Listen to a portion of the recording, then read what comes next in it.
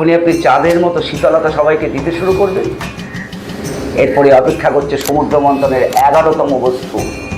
সমুদ্র মন্থনের সেই 11তম বস্তু কি? পারিজাত। পারিজাতের সুগন্ধ স্বর্গে ম ম করে, সেই গন্ধে এত সুন্দর সেই সুগন্ধ।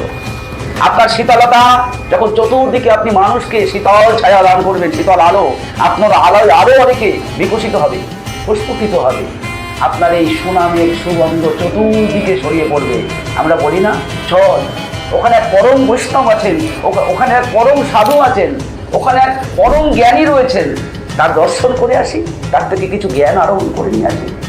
আপনি যখন বিরাট বড় জ্ঞানী, এসব সমস্ত লোককে, পৃথিবীর সব কিছুকে তুচ্ছ করে আপনি যখন সেই জায়গায় পৌঁছতে পারবেন, আপনার সেই সুনামের সুগন্ধ চতুর্দিকে ছড়িয়ে পড়বে।